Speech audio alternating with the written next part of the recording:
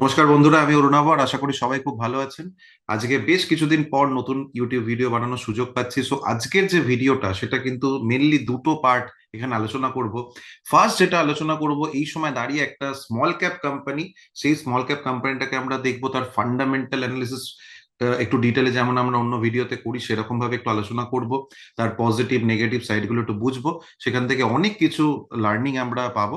এবং তার পাশাপাশি আরেকটা জিনিস, আপনাদের বহুজনের কোয়েশ্চেন আছে, স্যার কিভাবে একটা স্মল ক্যাপ কোম্পানিকে চুজ করতে পারি বা কিভাবে আমরা বাঁচতে পারি, তার খুব বেসিক বাট পাওয়ারফুল একটা জিনিসকে কিন্তু আমরা লাস্টে সেটাকে নিয়ে ডিসকাস করব। সো পুরো ভিডিওটা অবশ্যই দেখুন, তাহলে কিন্তু স্টেপ বাই স্টেপ গেলে পুরো নলেজটা কিন্তু আপনার কাজে লাগবে। তো সবাই প্রথমে দেখুন, আজকে একটু নিফটির যে চার্টটা এখন খোলা আছে, আমরা দেখতে পাচ্ছি কি নিফটি, আমরা রিসেন্টলি যেটা দেখলাম যে 4 তারিখে রেজাল্টের দিনকে একটা ভয়ঙ্কর ভোলাটিলিটি ছিল, সেখান থেকে অনেকখানি নিচে গিয়ে তারপরে কিন্তু সেখান থেকে কনস্ট্যান্টলি মার্কেট একটা আপ র্যালি কিন্তু করার চেষ্টা করছে। আপসাইড কিন্তু একটা মুভমেন্ট আমরা সেখান থেকে দেখতে পাচ্ছি। হয়তো খুব ফার্ম ক্যান্ডেল এখানে দেখা যাচ্ছে না বটে, বাট সেখান থেকে কিন্তু মার্কেটে একটা আপসাইড পরিষ্কারভাবে রয়েছে, সেটা কিন্তু দেখা যাচ্ছে। এবং সেই জায়গা থেকে আরেকটাও ইম্পর্টেন্ট যেটা আমি এখানে হাইলাইট করবো, যে তাহলে কি নিফটি এখন প্রচন্ডভাবে যদি আমরা বলি ওভারবট, বা যদি বলি যে ওভার ভ্যালুড, সেই জায়গা থেকে কি আমরা ওভার ভ্যালুড বলতে পারি? ওভার ভ্যালুড কিন্তু এই জায়গা থেকে একদম আমরা যে বলতে পারি সেটা নয়, কারণ আমরা যদি 1 বছরের অ্যাভারেজে যাই, নিফটি পি যেটা বলি, প্রাইস টু আর্নিং, সেটা কিন্তু আজকে তার থেকে নিচে রয়েছে। কারণ এই মোমেন্টে নিফটি পি আছে 22.3, এবং অ্যাভারেজ যেটা আছে এখানে দেখুন, এখানে দেখাচ্ছে অ্যাভারেজ হচ্ছে 22.35, মানে অলমোস্ট কাছাকাছি। সো খুব যে ওভার একটা ভ্যালুড হয়ে গেছে সেই জায়গায় কিন্তু আমরা বলতে পারি না। আমাদেরকে দেখতে হবে আগামী দিনে কতখানি সেটা আরো র্যালি করছে, বা যেটা এর সাথে কি রকম সম্পর্ক, আজকে নিফটি ইপিএস এর সাথে কি রকম রিলেশন মেনটেন করছে।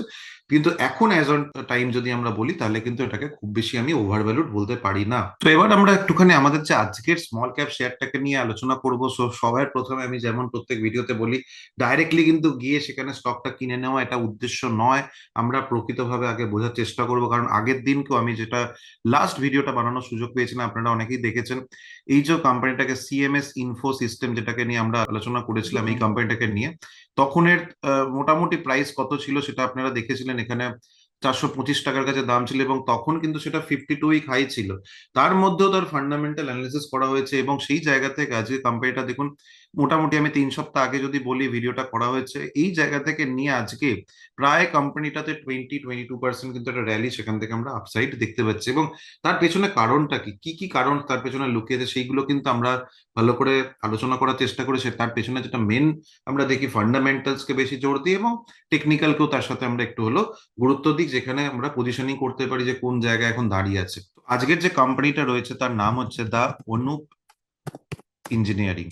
অনুপ ইঞ্জিনিয়ারিং, দেখুন এখানে যদি আপনি দা অনুপ ইঞ্জিনিয়ারিং মানেন, এবং আপনি এনএসসি তে কোড হচ্ছে ANUP, অনুপ, এটা হচ্ছে এর কোড। তো বেসিক্যালি আজকে এই কোম্পানিটাকে আমরা যদি একটু ভালো করে বোঝার চেষ্টা করি যে এরা কি করে, কি এদের বিজনেস মডেল, ঠিক আছে, কিভাবে এরা আর্ন করছে, এখন কি জায়গায় দাঁড়িয়ে আছে, তো একটু বোঝার চেষ্টা করি, স্টেপ বাই স্টেপ যাবো। তো ফার্স্টে এখানে আমরা দেখতে পাচ্ছি এর মার্কেট ক্যাপিটাল অনুযায়ী পরিষ্কারভাবে আপনারা বুঝতে পারছেন, 3,500 কোটি টাকার কোম্পানি, মানে এটা একটা স্মল ক্যাপ কোম্পানি আমরা পরিষ্কারভাবে ফার্স্টেই দেখতে পাচ্ছি। তো আমি এর ফাইন্যান্সিয়ালসে যাওয়ার আগে একটু কোম্পানিটার ওয়েবসাইটে আমরা ফার্স্টে একটু দেখবো যে এরা কি করে, বেসিক্যালি ছোট্ট করে এরা কাদেরকে সার্ভ করে। তো মেনলি দেখুন, এখানে সবচেয়ে যেটা ইন্টারেস্টিং ফ্যাক্ট, সেটা ফার্স্ট আমাদের বুঝতে হবে এরা কোন ইন্ডাস্ট্রিটাকে সার্ভ করছে। এরা কিন্তু অয়েল অ্যান্ড গ্যাস, পেট্রোকেমিক্যালস, ঠিক আছে, কেমিক্যালস, যদি দেখেন এই যে ইন্ডাস্ট্রিটাকে এরা কিন্তু সবচেয়ে বেশি সার্ভ করছে। এবং এদের যদি মেন প্রোডাক্টটাকে আমরা দেখি, দেখুন স্ট্যাটিক ইকুইপমেন্ট যেটা আমরা প্রোডাক্ট রয়েছে, এবং এই যে হিট এক্সচেঞ্জার, হিট এক্সচেঞ্জার হচ্ছে এদের আজকে দেখা যাচ্ছে যে একটা বড় জায়গা রয়েছে। তার সাথে রিয়াক্টার্স, প্রেসার ভেসেলস, ঠিক আছে, কলামস এন্ড টাওয়ার্স, মানে ইঞ্জিনিয়ারিং আইটেমস এর আজকে যাবতীয় যে জিনিসপত্র, সেগুলো কিন্তু এরা আজকে এদের বিজনেসে রয়েছে। এবার যদি আমরা কোম্পানির যে ইনভেস্টর প্রেজেন্টেশন হয়, সেখানে যদি একদম অফিসিয়াল যেটা ডকুমেন্ট, সেখানে যদি চলে যাই, তাহলে ফার্স্ট আমরা দেখুন এই যে হচ্ছে হিট এক্সচেঞ্জার যেটা আমরা বলছিলাম। তো একটু ইন্টারেস্টিং জায়গাটা দেখুন, আমাদেরকে ফার্স্ট বুঝতে হবে যে এরা কি কি করে, ঠিক আছে, প্রোডাক্ট পোর্টফোলিওতে এখানে কি কি করেছে এখানে লিখেছে, যেটা আমি ওয়েবসাইটের মাধ্যমে অলরেডি দেখালাম। এবং কোন কোন জায়গাতে আজকে তারা সার্ভ করছে, কোন কোন জিওগ্রাফিক্যালি আজকে কোথায় কোথায় প্রেজেন্স রয়েছে, সেখানে একটা জায়গা এখানে তারা করেছে। আমি এটাতে পরে আসছি ফাইন্যান্সিয়ালস পার্টে। এবং আরেকটা যেটা এখানে ইম্পর্টেন্ট জিনিস দেখুন, এই যে রেভিনিউ বাইফার্কেশন, ঠিক আছে, রেভিনিউ বাইফার্কেশন যদি যাই, এখানে দেখুন হিট এক্সচেঞ্জার যেটা রয়েছে 70% তাদের কিন্তু আজকে দেখা যাচ্ছে টোটাল যে রেভিনিউ আছে, মানে 100 টাকা যদি রোজগার করে তার মধ্যে 70 টাকা আসছে হিট এক্সচেঞ্জার থেকে। বাকি এই সমস্ত যেগুলো আমরা দেখতে পাচ্ছি ভেসেলস, টাওয়ার্স অ্যান্ড রিয়েক্টরস, এগুলো থেকে আরো কিছু কিছু বাইফার্কেশন রয়েছে। এবং আরেকটা ইন্টারেস্টিং ফ্যাক্টর দেখুন, এখানে ডোমেস্টিক এবং এক্সপোর্ট মার্কেটও কিন্তু যথেষ্ট বড় তারা আজকে গ্রো করছে। কারণ যে ডোমেস্টিক মার্কেট 59%, এক্সপোর্ট মার্কেট আজকে তাদের 31% প্রেজেন্স রয়েছে। এবং এসিজেড যে জায়গা আপনারা জানেন, স্পেশাল ইকোনমিক জোন, যেটা ইন্ডিয়ার মধ্যেই বিভিন্ন জায়গাকে আজকে ভাগ করে দেওয়া থাকে, সেখানেও আজকে তাদের 10% জায়গা রয়েছে, সেটাকে আলাদা করে দেখানো হয়েছে। সো এবার আমরা একটুখানি ফাইন্যান্সিয়ালসে যাব, তারপর আবার আমরা একটুখানি আমাদের যে ইনভেস্টর প্রেজেন্টেশনে সেখানে ফিরে যাব। তো ফাইন্যান্সিয়ালসে যদি আমরা সেলস এর জায়গাটা দেখি, দেখুন আজকে প্রফিট অ্যান্ড লসের যদি স্টেটমেন্টে সিম্পল যাই, সেলস যে জায়গাতে আজকে ছিল, সেলস দেখুন আজকে দেখা যাচ্ছে 2019 সালে 243 কোটি টাকার কাছাকাছি দাঁড়িয়েছিল, সেইটা আজকে 2024 সালে 550 কোটি টাকা করে দিয়েছে। মানে আজকে যদি আমি সিম্পল দেখি তাহলে কিন্তু এখানে প্রায় কয়েক বছরের মধ্যে সেটা কিন্তু আজকে ডবল হয়ে গেছে। ঠিক আছে, এটা হচ্ছে আমার সবচেয়ে বড় এখানে একটা জায়গা।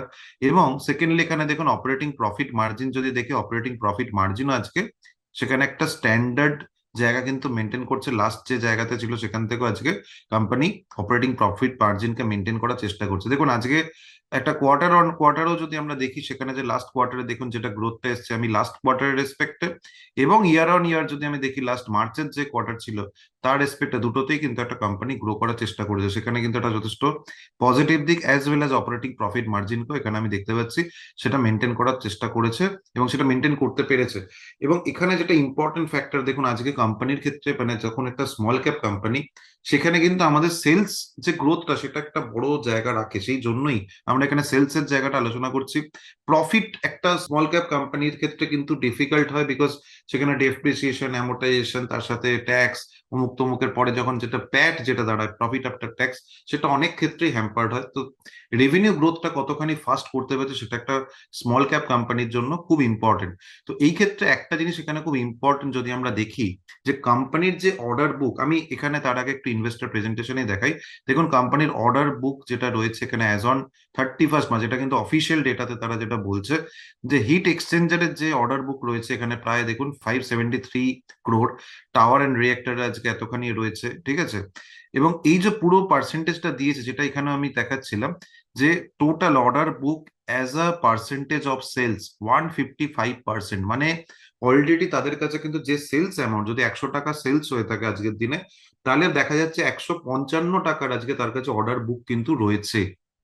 ঠিক আছে, এটা কিন্তু তার কাছে সবচেয়ে বড় অ্যাডভান্টেজ, যে অলরেডি তারা কিন্তু একটা অ্যাডিশনাল অর্ডার বুক তাদের হাতে রয়ে আছে। সো এই জায়গাটা এই কোম্পানিগুলোর জন্য কোথাও গিয়ে, যারা স্মল ক্যাপ কোম্পানি থেকে গ্রো করছে তাদের জন্য কিন্তু খুব একটা বড় রোল প্লে করে। দেখুন এখানেও যেটা তারা দিয়েছে, যে strong order book for FY25, enquiry pipeline on hand, higher pie of exports, মানে এক্সপোর্টসও কিন্তু তাদের জায়গাটা বাড়ছে। এখানেও দেখুন যেটা দিয়েছে, এরা এক্সপোর্ট মার্কেটটা কিন্তু আজকে দেখা যাচ্ছে অনেকখানি বাড়ছে। ডোমেস্টিকের থেকে দেখা যাচ্ছে এক্সপোর্টে তাদের কিন্তু জায়গা রয়েছে। ইভেন আপনি যদি এদের ওয়েবসাইটেও যান, শুরুতেই এদের দেখা যাচ্ছে জার্মানিতে একটা এক্সপোতে তারা এখন যাচ্ছে কি তাদের প্রোডাক্টকে সেখানে আরো বেশি প্রেজেন্টেবল করছে। তো এই জায়গাগুলো কিন্তু তারা আজকে এক্সপোর্ট মার্কেটটাকে আরো বাড়ানোর চেষ্টা করছে।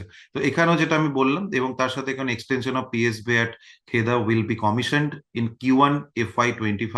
This will provide two complete base for manufacturing at Kheda। তার মানে এটাও একটা অ্যাডিশনাল পজিটিভ জায়গা, যেখানে এটা কিন্তু কমিশনিং এর পর আরো বেটার কিন্তু জায়গা আজকে তৈরি হবে। এবার নেক্সট যদি আমরা কোম্পানির ব্যালেন্স শিটটা একটু দেখি, ব্যালেন্স শিটটা দেখুন এখানে বড়োইংস যদি খেয়াল করেন, দেখুন বড়োইংস কিন্তু কোম্পানির প্রায় জিরো বললেই চলে। মানে আজকে কিন্তু এটা একটা ডেট ফ্রি কোম্পানি হিসেবে কিন্তু আমরা বলতে পারি। যদি এর ডেট ইকুইটি রেশিও আমরা চলে যাই, এখানে দেখুন ডেট ইকুইটি রেশিও, দেখুন এখানে ডেট মাত্র রয়েছে কত, 20 CR যেটা বললাম। এবং আজকে ডেট ইকুইটি রেশিওতে যদি দেখি, এখানে ডেট ইকুইটি রেশিও দেখুন 0.04, মানে এখানে অলমোস্ট এটা কিন্তু ডেট ফ্রি কোম্পানির আজকে জায়গায় দাঁড়িয়ে আছে, যেটা কিন্তু এর ক্ষেত্রে একটা পজিটিভ দিক, যে তারা আজকে যে প্রফিটটা আনতে পারছে, যে ক্যাশটা আজকে আনতে পারছে, সেটাকে কোথাও কিন্তু কাজে লাগাতে পারছে। দেখুন এখানে ক্যাশ ফ্লো, তো যদি আপনারা সিম্পল দেখি ক্যাশ ফ্লো অ্যাক্টিভিটি, দেখুন অপারেটিং অ্যাক্টিভিটি, দেখুন লাস্ট যে ইয়ারে সেটা অনেকখানি তাদের অপারেটিং অ্যাক্টিভিটি থেকে যে ক্যাশ ফ্লোটা সেটা বেড়ে গেছে।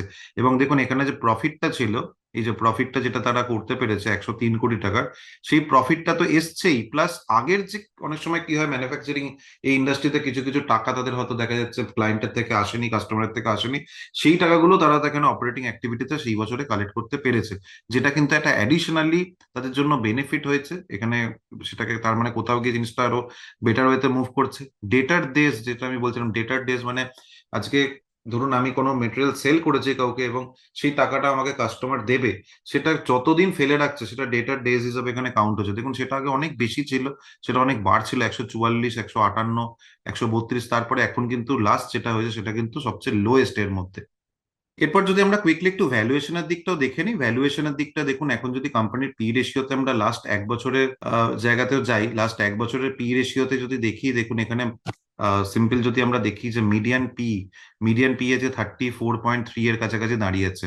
এখন এই মোমেন্টে যদি আমরা দেখি পি রেশিও এই কোম্পানির যেটা রয়েছে সেটাও কিন্তু 34.4, মানে অলমোস্ট ওই জায়গাতেই রয়েছে। এক বছরের যদি আমরা ইয়েতে দেখি তাহলে কিন্তু সেখান থেকে কোম্পানিতে আজকে যে পি রেশিও আছে, প্রাইস টু আর্নিং রেশিও, তার কাছাকাছি দাঁড়িয়েছে। এবার দেখুন প্রাইস যদি খেয়াল করে, দেখুন সিম্পল আমি যদি খেয়াল করি, সেখানে কিন্তু একটা সুন্দরভাবে আপ ট্রেন্ডের মুভমেন্ট হয়েছে এখানে কিন্তু।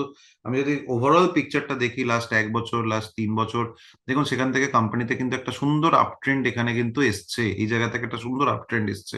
এবং 50 MA সাপোর্ট সেখানে কোম্পানি নিয়েছে, সেখানে পরিষ্কারভাবে দেখতে পাচ্ছি। এবং এই যে জায়গা থেকে যে পিটা এক্সটেন্ড হয়েছে, দেখুন 3 বছরের পর এখানে যে পিটা এক্সটেন্ড হচ্ছে, এই জায়গাটা দেখুন ইপিএস ও কতখানি গ্রোথ এসছে দেখতে পাচ্ছেন। এখানে ইপিএস যে বার গুলো রয়েছে সেগুলো ইপিএস এর বার, এবং সেখানে ইপিএস এ কিন্তু একটা দারুণ ভাবে গ্রোথ এসছে, যে কারণে এই পিটা কিন্তু এক্সটেন্ড হয়েছে। সেই জন্য আমাদের লাস্ট এক বছরটা আমরা যদি দেখি, লাস্ট এক বছরটা কিন্তু এখানে ফেয়ার ভ্যালুড এই মোমেন্ট আমরা বলতে পারি যে খুব বেশি ওভার ভ্যালুড একদমই আমরা মানে দেখতে পাচ্ছি না, সেটা কিন্তু আমরা এখান থেকে পরিষ্কারভাবে বুঝতে পারছি। আর এর পাশাপাশি যদি একটু নেগেটিভ দিকগুলো, মানে এর যদি আমি বলি কনসার্নিং দিকগুলো যদি আমরা আলোচনা করি, তার মধ্যে প্রথম দেখুন যেটা অবশ্যই এটা একটা small cap company. Small cap কোম্পানিতে আজকে আমরা জানি তার রিস্ক অনেক বেশি থাকে, সেখানে কিন্তু একটু ঝড়ঝাপটা হলে সেখানে কারেকশন অনেক বেশি হতে পারে। এবং সেকেন্ড, এটা যে ইন্ডাস্ট্রি থেকে সার্ভ করছে সেটা কিন্তু অয়েল অ্যান্ড গ্যাস ইন্ডাস্ট্রি। দেখুন আজকে আমরা অয়েল অ্যান্ড গ্যাস ইন্ডাস্ট্রি নিয়ে আলোচনা করেছি, যখন সেটা আমরা টেলিগ্রামেও আমরা দিয়েছিলাম প্রায় আজকে ফেব্রুয়ারি মাসে, যখন আলোচনা করেছি যে অয়েল অ্যান্ড গ্যাসের আজকে একটা দারুণ ভাবে ব্রেকআউট হচ্ছে, ওআইএল, বিপিসিএল, এই সমস্ত কোম্পানিগুলো আজকে গ্রো করছে। তো এটা একটা অক্সিলারি ইন্ডাস্ট্রি, যখন গ্রো করছে এখনো কিন্তু ইন্ডাস্ট্রিতে একটা গ্রোথ জায়গা রয়েছে। বাট ডেফিনেটলি আমরা যদি আজকে দেখি যে এই কোম্পানির আহ, যে জায়গাটা আজকে তৈরি হচ্ছে সেটা যদি কন্টিনিউ না করতে পারে, যে মেন ইন্ডাস্ট্রি রয়েছে সে যদি কন্টিনিউ না করতে পারে, তাহলে কোথাও গিয়ে ইন্ডাস্ট্রির উপরও কিন্তু এফেক্ট পড়বে। সো এটা একটা রিস্ক, একটা কোম্পানির জন্য এটা একটা রিস্ক হয়ে থাকে, কারণ এটা ডিপেন্ডেন্সি যেটা রয়েছে, যেটা দেখালাম, সেখানে মেজরিটি কিন্তু পেট্রোকেমিক্যাল বা অয়েল অ্যান্ড গ্যাস এখান থেকে কিন্তু মেজরলি ডিপেন্ডেন্ট। আর তার সাথে যদি আমরা একটুখানি এর শেয়ার হোল্ডিং প্যাটার্নটাতে চলে যাই, শেয়ার হোল্ডিং প্যাটার্নটা যদি খেয়াল করে দেখুন, এখানে একটা খুব ইম্পর্টেন্ট জিনিস, যে পাবলিক হোল্ডিং যেটা রয়েছে, পাবলিক হোল্ডিং কিন্তু আজকে অনেক বেশি। পাবলিক হোল্ডিং যত বেশি তার মানে সেটা উইক হ্যান্ড। পাবলিক হোল্ডিং মানে উইক হ্যান্ড, উইক হ্যান্ড মানে আজকে সেন্টিমেন্টের ওপর অনেকখানি নির্ভরশীল, নিউজ বা নয়েজ যেটা আমরা বলে থাকি তার উপর অনেকখানি নির্ভরশীল। অনেক কিছুর জন্য কিন্তু আজকে পাবলিক বা রিটেল যারা থাকে তারা আজকে কি হয় না, ফিয়ার অ্যান্ড গ্রিডের যে ব্যাপার সেটা কিন্তু এখানে এফেক্টেড হয়। এবং সেখান থেকে এফআইআই যদি দেখি, এফআইআই কিন্তু সেইভাবে যে এখন অব্দি ঢুকেছে সেটাও নয়। আর ডিআইএও কিন্তু একটা সার্টেন অ্যামাউন্ট তারা মেনটেন করছে, এটুকু আমরা দেখতে পাচ্ছি। পজিটিভলি এখানে যদি আমরা দেখার চেষ্টা করি শেয়ার হোল্ডিং প্যাটার্নে, তাহলে প্রোমোটার কিন্তু তার স্টেকটাকে মেনটেন করছে, যেটা একটা পজিটিভ দিক। এবার দেখুন এটা একটা আমাদেরকে বুঝতে হবে যে একটা যে কোনো কোম্পানির জন্য চ্যালেঞ্জ থাকে যে সেই কোম্পানি কতটা কনসিস্টেন্টলি পারফর্ম করছে, এবং এফআইআই বা ডিআইআই তাদেরকে, যারা স্মার্ট মানি তাদের কাছে থাকছে, তারা সেখানে গিয়ে ইনভেস্ট করা শুরু করবে। তো আমরা যদি সেখানে তার আর্লি জায়গাটা দেখতে পাই বা সেই রিস্ক অ্যাপেটাইট কারোর মধ্যে থাকে, তাহলে ডেফিনেটলি সেখানে কিন্তু অনেকখানি আরো আপমুভ কেউ এক্সপেক্ট করতে পারে। বাট ডেফিনেটলি এটা কিন্তু একটা নেগেটিভ সাইড, যে পাবলিক হোল্ডিং এতটা বেশি এবং ডিআইআই এফআই যেটা স্মার্ট মানি সেখানে কিন্তু যথেষ্ট কম রয়েছে। আর যদি আমরা কুইকলি একটু টেকনিক্যাল চার্টটাও দেখে নিই, টেকনিক্যাল চার্টে দেখুন লাস্ট যেরকম দেখালাম এক বছরে কোম্পানির কিন্তু একটা ভালো মতো আপ ট্রেন্ডে মুভমেন্ট আমরা পরিষ্কার দেখতে পাচ্ছি, এবং 50 MA কে সাপোর্ট কিন্তু নেওয়ার চেষ্টা করেছে। রিসেন্টলি 4 তারিখের যে আমরা দেখতে পাচ্ছি একটা ফল হয়েছিল, একটা বড় মতো এখানে রেড ক্যান্ডেল তৈরি হয়েছে, তার পরের দিনই সেখান থেকে আবার কিন্তু একটা রিকভারি হয়েছে, যেটা তার মানে বোঝা যাচ্ছে এই ভ্যালুটা কিন্তু কোথাও সাপোর্ট নেওয়ার চেষ্টা করছে এই জায়গাতে। এখন একটা কনসলিডেশন জোনে রয়েছে, ভলিউম যে খুব বেশি রয়েছে সেটা নয়, বিকজ আবারও বলছে স্মল ক্যাপ কোম্পানিতে এটা একটা সবচেয়ে বড় লিকুইডিটি প্রেশার থাকে। বাট আমাদেরকে দেখতে হবে যে লেভেলগুলো এখন মেনটেন করছে, যে সাপোর্ট লেভেলটা রয়েছে সেটা যেন মেনটেন করতে পারছে কিনা, 50 MA টাকে ডাইনামিক সাপোর্ট হিসাবে নিয়ে চলতে পারছে কিনা, সেটাকে আমরা খেয়াল রাখতে পারি। সো এবার আমরা একটু আলোচনা করব যে কিভাবে কোনো স্মল ক্যাপ কোম্পানিকে আমরা দেখার জন্য বেসিক কি জিনিসগুলোকে দেখা উচিত, যেটা আমি আগে প্রথমে শুরুতে বলেছিলাম। আর তার আগে আমাকে একটুখানি কমেন্টে জানাবেন যে এই কোম্পানি সম্বন্ধে আপনাদের কি অ্যানালিসিস রয়েছে, আপনারা কিভাবে জিনিসটাকে দেখছেন। আমি আবারও বলছি, প্রত্যেকটা ভিডিওতে আমাদের যেটা উদ্দেশ্য থাকে যাতে আপনারা কিছু লার্নিং পান। কখনো কোনো স্টক জাস্ট নাম শুনে কিনে নিলাম, সেখানে কিন্তু একটা বিরাট কিছু এক্সপেক্ট করলাম, এটা কখনো করবেন না, কারণ সেটা থেকে কিন্তু অনেক বিপদ আসতে পারে। রাদার সেই নলেজ গুলোকে আমরা বিভিন্ন জায়গাতে, আজকে যে সিএমএস ইনফো বলুন, কি আজকে আমরা বিভিন্ন যে শেয়ার এতদিন ধরে অনেক কোম্পানি আলোচনা করেছি, সেই জায়গাগুলো থেকে কিন্তু কোথাও না কোথাও বিভিন্ন যে লার্নিং পেয়েছে সেগুলো একে অপরকে কিন্তু আমরা কাজে লাগানোর চেষ্টা করি, যে এই কোম্পানি তো সেটাকে কিভাবে কাজে লাগাতে পারি বা এই ইন্ডাস্ট্রি থেকে করে কাজে লাগাতে পারি, সেটা আমরা এখানে বোঝার চেষ্টা করি। তো সবার প্রথমে আমরা যখন একটা স্মল ক্যাপ কোম্পানিকে চুজ করব, দেখুন তার মার্কেট ক্যাপিটালাইজেশনটা কিন্তু আমাকে ডিফাইন করে দেয়, যেটা small cap, mid cap, large cap কিনা। তো এখানে একটা মিস আন্ডারস্ট্যান্ডিং যেটা হয়ে থাকে অনেকের মধ্যে, অনেকের কোয়েশ্চেন থাকে যে তার মানে খুব ছোট কোম্পানি যারা হয়তো 500 কোটি টাকা, 200 কোটি টাকা, 600 কোটি টাকা এরকম আজকে তার মার্কেট ক্যাপিটালাইজেশন রয়েছে, তাহলে সেই কোম্পানিগুলো তো স্মল ক্যাপ।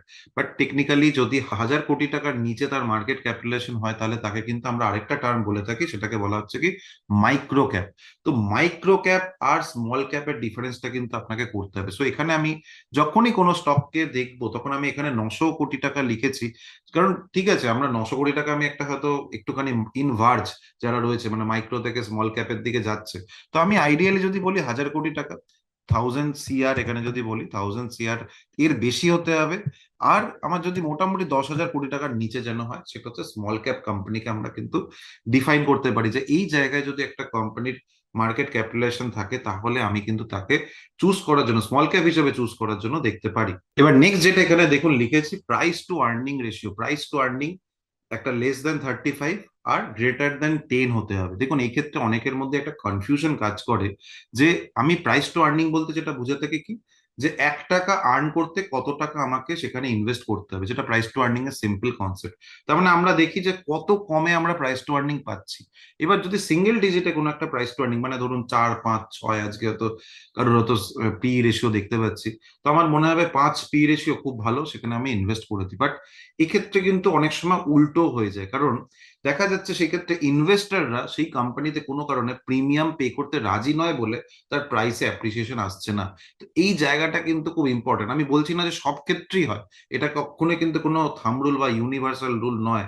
বাট আমাদের যদি একটা চেকলিস্ট বানাতে হয়, যদি আমরা দেখি উইকলি যে কি জায়গায় আছে, তাহলে কিন্তু আমাদেরকে দেখা উচিত আইডিয়ালি যে মোটামুটি <<10, <<35 স্মল ক্যাপ কোম্পানি। কারণ যদি আমি 35 এর বেশি হয়ে যায় একটা স্মল ক্যাপ কোম্পানিতে, তাহলে কোথাও গিয়ে সেটা কিন্তু একটু হলো আমাদের জন্য একটা কোয়েশ্চেন মার্ক। আমি বলছি না যে <<35 হয়ে গেলেই খারাপ, এটা নয়, কারণ সেটা ডিপেন্ড করে কোম্পানি টু কোম্পানি বেসিসে, ইন্ডাস্ট্রি টু ইন্ডাস্ট্রি বেসিসে।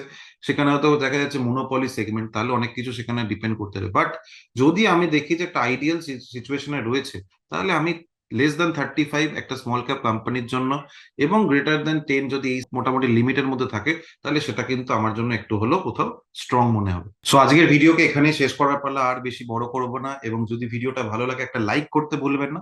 এবং শেষে আমি একটা কোয়েশ্চেন যেমন প্রতি ভিডিওতে রাখার চেষ্টা করি, সেটা আজকের জন্য থাকবে, কারণ এটাতে আমি এনশিওর করার চেষ্টা করি যে পুরো ভিডিওটা আপনি দেখেছেন এবং আপনি সম্পূর্ণ নলেজ নিয়ে মার্কেটে চেষ্টা করছেন, ইনভেস্টমেন্ট বা ট্রেডিং করার চেষ্টা করছেন। সো আজকের কোয়েশ্চেনটা খুবই বেসিক। আমি যেটা এখানে আজকে কোয়েশ্চেনটা রাখবো, যে এই যে স্টক পি রেশিও যেটা হয়, যে কোনো পি রেশিও যদি সেই কোম্পানির দেখা যাচ্ছে কারেন্ট মার্কেট প্রাইস হঠাৎ করে খুব বেড়ে গেল, তাহলে কি পি রেশিও সেটার জন্য এফেক্ট পড়বে? পি রেশিও কি যে ফর্মুলা রয়েছে তাতে কি স্টক কারেন্ট প্রাইসের উপর কিছু ডিপেন্ডেন্সি রয়েছে? যদি একটা কোম্পানির কারেন্ট মার্কেট প্রাইস খুব বেশি বেড়ে যায় হঠাৎ করে, তাহলে পি রেশিও বাড়বে না কমবে? আপনাদের কি মনে হয় বা কি উত্তরটা হবে, সেখানে অবশ্যই কিন্তু কমেন্টে জানাবেন। এবং এর পাশাপাশি এটাও কমেন্টে জানাতে ভুলবেন না, যদি ভিডিও থেকে কিছু লার্নিং পেয়ে থাকেন, কিছু নলেজ পেয়ে থাকেন, কিছু শিখে থাকেন, তাহলে আরো মোটিভেশন পাবো, যাতে আরো যারা আমরা ভিডিও বানাচ্ছি তারা নতুন আরো কিছু কন্টেন্ট আপনাদের কাছে নিয়ে আসতে পারবো। এবং শেষে আমি বলবো, আমাদের যে টেলিগ্রাম চ্যানেল রয়েছে সেখানে জয়েন না করে থাকলে অবশ্যই কিন্তু এখনই জয়েন করে যান। এবং যে আমাদের অ্যাপ্লিকেশন রয়েছে, মোবাইল অ্যাপ্লিকেশন, সেগুলো কিন্তু প্লে স্টোর বা অ্যাপ স্টোরের মাধ্যমে গিয়ে আপনি ডাউনলোড করে আমাদের যে যাবতীয় জিনিস রয়েছে সেগুলোকে উপভোগ করুন স্টক মার্কেটের নতুন ভাবে দেখুন বাংলা ভাষায় সেগুলোকে জানার চেষ্টা করুন। আমার বিশ্বাস সেগুলো কিন্তু একটা নতুন দিক খুলে দেবে। আর চ্যানেলে যারা নতুন এসেছেন তারা অবশ্যই চ্যানেলটিকে সাবস্ক্রাইব করে নিন, যাতে এইভাবে আপনাদের সাথে কানেক্টেড থাকতে পারি। সো আজকের ভিডিওকে এখানেই শেষ করব। সবাই খুব ভালো থাকবেন, পরবর্তী কোনো ভিডিওতে আবার দেখা হবে। ধন্যবাদ।